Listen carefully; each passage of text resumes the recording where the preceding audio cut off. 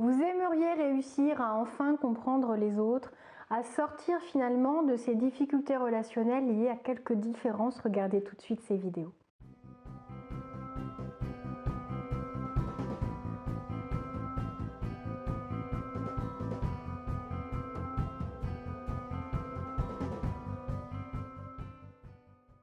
Bonjour à tous, je m'appelle Valérie Sauvage, je suis coach de vie. Vous pouvez me découvrir sur le site challengeyourself.fr. Aujourd'hui, une vidéo qui va vous parler de comment mieux interagir avec les autres, comment comprendre les autres, comment réussir surtout à éviter des fois ces chocs culturels, ces différences de décision, de réaction que parfois vous n'arrivez pas à comprendre, à expliquer. Il faut vraiment prendre la mesure du fait que nous sommes tous différents. Nous avons tous une histoire à laquelle nous tenons, qui nous a définis, qui nous a construits, qui a fait que nous en sommes là où nous en sommes et que nous nous accrochons à ça. Nous nous accrochons à ce que nous connaissons, nous nous accrochons à nos valeurs, aux valeurs qu'on a choisies, aux valeurs qui nous ont été transmises par ceux qui nous sont chers, par notre culture, par notre pays d'origine. Et des fois, quand il y a un choc entre des personnes qui vraiment n'arrivent pas à se comprendre, c'est parce que le jugement vient mettre son grain de sel. C'est très important de réussir à interagir avec les autres en tant que personne et non pas en tant que étiquette. Lui vient de tel pays, elle est une femme, lui est trop jeune, elle n'a pas d'expérience. Il faut réussir à se dire que si on veut comprendre les autres, il va falloir à la fois accepter cette richesse, cette différence, ce manque d'homogénéité qui fait qu'on a la chance d'avoir un monde magnifique qui nous réserve de nombreuses surprises et qu'en plus, de toute façon, si on veut vivre ensemble, il va falloir accepter l'autre tel qu'il est. C'est très important parce que l'autre est devenu ce qu'il est en respectant ses choix, en suivant ce qui lui semblait cohérent. Et si vous vous posez en juge entre ce qui est normal, ce qui n'est pas normal, ce qui est acceptable, ce qui n'est pas acceptable, ce qui est louable, ce qui est à reprocher, vous allez finalement endosser un rôle qui n'est pas le vôtre, parce que lui aussi peut très bien trouver que votre comportement est surprenant, qu'il n'est pas acceptable. D'un pays à l'autre, nous n'avons pas les mêmes codes, les mêmes lois même. Et donc, si vous arrivez finalement à estimer que vos règles, votre code, votre culture est celle qui a tout compris, celle qui doit être suivie, qui doit être dupliquée, vous allez au-devant de nombreux conflits, c'est ce qu'on voit à l'heure actuelle. Donc c'est important de se dire que nous avons beaucoup à apprendre de la différence des autres. Nous ne devons pas en avoir peur, c'est souvent ce qui justifie cette incompréhension parce que la méconnaissance du fonctionnement de l'autre, la surprise quant à ses réactions, ses attitudes, son histoire, ce qu'il a appris, ce qu'il n'a pas appris et qui peut vous surprendre, crée finalement un fossé entre nous, alors que nous sommes tous les mêmes, nous sommes tous pareils. C'est ce qu'on voit d'ailleurs quand il y a une grave crise, que ce soit dans un pays, que ce soit à l'échelle mondiale. Nous sommes en ce moment en plein confinement, c'est le 10e jour de confinement. Et l'une de mes amies s'est retrouvée bloquée en Argentine où elle a passé 1 an à travailler et elle a vécu vraiment cette solidarité de personnes de cultures différentes. C'est-à-dire que à un moment, quand elle a réussi à trouver un billet pour pouvoir rentrer en France, elle avait perdu sa carte bancaire. Elle s'en est rendue compte au moment où elle voulait valider l'achat. Un Américain était assis à côté d'elle et lui a dit « T'embête pas, je paye, on verra après, prends ton billet, rentre chez toi ». Et elle n'a pas eu besoin, elle a retrouvé finalement, c'est dans un autre sac, mais vous voyez que ça peut venir de n'importe qui, un Américain, un Saoudien, un Irakien, un Afghan, un Marocain, peu importe. Quand on est dans la difficulté, souvent, on a tendance à se connecter véritablement à l'autre, à ce qu'il est, et non pas à ce qu'il représente, à l'étiquette qu'on a posée sur lui, parce que c'est instinctif, le fait de poser des étiquettes sur les gens, sur leurs actes, sur leurs décisions, sur leurs paroles, et au final, on a tendance à oublier que la personne qu'on a face à nous, ça n'est pas une description de caractéristiques, mais une vraie personne, avec des sentiments, avec des besoins, avec les mêmes incompréhensions quant à notre manière de penser et d'agir que ce que nous pouvons ressentir pour elle. Donc, essayez de vous connecter à l'être, à l'individu, à l'humain avec un grand H, et vous verrez que tout ce qui ne vous semblait pas cohérent vous semblera finalement beaucoup plus acceptable. Nous avons en tête des règles, ce qui nous semble poli, ce qui nous semble acceptable.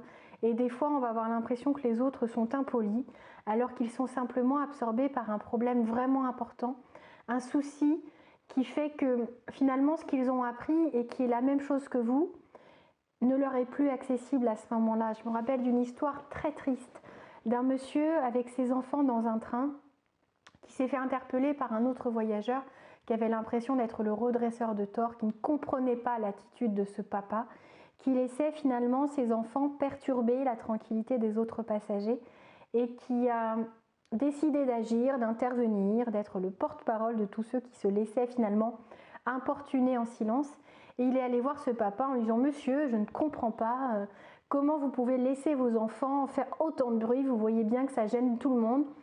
Soyez un bon père, soyez cohérent, soyez ferme, punissez-les, faites ce que vous voulez, mais on ne veut plus les entendre. » Et ce papa l'a regardé en étant un peu perdu et en lui disant je suis désolée, je n'avais pas remarqué, je viens de perdre mon épouse, on quitte l'hôpital, je suis perdue, je ne sais plus où je suis, je ne sais plus ce que je vais faire, je pense que mes enfants sont aussi perturbés par la chose, on ne le vit pas de la même manière, eux c'est en étant peut-être hyperactifs, en vous dérangeant, en manquant de politesse, moi c'est en ne me rendant plus compte de ce qui se passe parce que mon monde vient de s'écrouler. Là, vous comprenez que des fois, ce que vous jugez, ce que vous estimez être un manque de politesse, est simplement quelque chose qui n'a plus la même importance pour l'autre que ce que ça peut avoir pour vous parce que vous n'avez pas de problème plus important. Des fois, quand on est accaparé par des problèmes importants, on oublie de souhaiter un anniversaire, on oublie de dire merci, on oublie de dire bonjour en rentrant quelque part, tellement notre tête ne peut plus fonctionner comme ce qu'elle fait habituellement parce que la douleur est trop forte, parce que le stress est trop important et trop dur à gérer. Et donc des fois, quand on comprend que la connexion à l'humain permet de mieux le comprendre, permet de savoir ce qui se passe, ça vous évitera des conflits, des quiproquos, ça vous permettra de vous lier à certaines personnes, aussi de ne pas prendre finalement cet agacement, de ne pas laisser cette colère se développer en vous, tout sentiment négatif, cette frustration, cette envie d'agir. Libérez-vous de tout ça et dites-vous, si ça se trouve, cette personne elle est en train de vivre quelque chose de très grave, je vais peut-être éviter d'être surréactif, de vouloir être le redresseur de tort, de vouloir apprendre la politesse à chacun, de vouloir expliquer à tout le monde ce qu'est la politesse, ce qu'est la norme, ce qui est l'acceptable, ce qui n'est pas acceptable. Et vous verrez que ça sera plus facile même pour vous de vivre au quotidien au milieu de personnes qui ne fonctionnent pas comme vous. Alors, le dernier point sur lequel je voulais vraiment venir aujourd'hui, c'est le fait de, surtout quand on cherche à comprendre l'autre, à sortir en tout cas de cette incompréhension du fonctionnement ou du mode de pensée de l'autre, c'est se dire qu'on fait avec ce qu'on a. On a tous des conditionnements différents. Nous sommes vraiment le fruit de ce conditionnement extérieur, ce à quoi nous avons eu accès en termes de culture, en termes d'éducation, le milieu dans lequel nous avons grandi, le milieu social, la ville, l'environnement, tout ce qu'on a pu nous offrir, tout cet amour, toute cette sécurité. On a fait des choix, tous, ceux que vous cherchez à comprendre aujourd'hui comme vous. On a choisi, on a adopté ce qui nous convenait, on a défini nos propres valeurs, on a rejeté celles qui ne nous convenaient pas et ça a créé l'être que nous sommes aujourd'hui avec ses fragilités, avec ses forces, avec ses limites, avec ses faiblesses, avec ses peurs. Donc s'il vous plaît, comprenez que chacun peut développer des peurs que vous n'avez jamais expérimentées. Ne le jugez pas, ne l'étiquetez pas comme quelqu'un de faible, ne le voyez pas comme quelqu'un qui n'a pas les mêmes droits que vous. C'est très important, nous sommes tous des hommes avec un grand H, nous avons tous les mêmes droits, nous devrions réussir à nous entendre et à faire en sorte que finalement la compréhension de l'autre se fasse par ce lien, par cette alchimie, par ce contact presque primitif. Nous avons des besoins, tous les mêmes besoins, des envies, pas les mêmes. Laissons-nous cette liberté, offrons-nous ce choix, acceptons que l'autre soit vraiment le fruit de ce conditionnement extérieur, ce à quoi il a eu droit. Il n'a peut-être pas eu la même chance que vous, il a fait ses choix, il n'a peut-être pas fait les meilleurs choix comme vous. Aujourd'hui, il est temps de faire un choix important, de réussir à accepter l'autre tel qu'il est sans vouloir le changer, sans vouloir faire adopter vos valeurs à tout le monde, sans vouloir faire en sorte que vos codes, que vos règles, que ce que vous avez estimé bon et normal soit la norme générale et mondiale. Alors, vous ne vous attendiez peut-être pas à ce type de vidéo, je me suis peut-être emballée, comme j'ai pas de texte, c'est le risque. En tout cas, je crois que quand on parle de compréhension des autres, il faut vraiment se dire que c'est le fruit de notre jugement qui nous fait ne pas comprendre l'autre, parce qu'on juge, parce qu'on ne s'en tient pas aux faits, parce qu'on colle une étiquette, parce qu'on a peur aussi parfois, parce qu'on estime qu'il y a une norme, qu'il y a des codes, qu'il y a des lois à respecter. Certes, dans chaque pays, il y a des lois, elles sont différentes d'un pays à l'autre. Quand je vois le reportage que j'ai pu voir hier sur une prison en Géorgie, où une femme, pour avoir bu un verre d'alcool, se retrouve pendant 5 ans en prison alors qu'elle est mère de famille.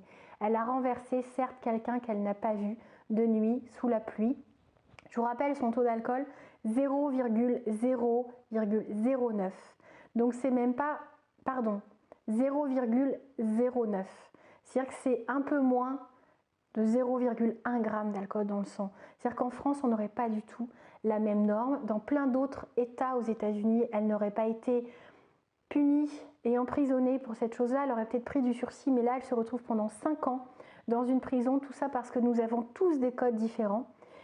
Alors, je ne suis pas là à dire qu'il faudrait uniformiser parce que chacun fait comme il peut, chacun est libre de ses lois, de ses règles, mais n'allez pas créer ce type d'injustice, ce type de jugement qui va vraiment enfermer quelqu'un, qui va vraiment lui donner l'impression qu'il ne peut pas être aimé, qu'il n'est pas digne de votre respect.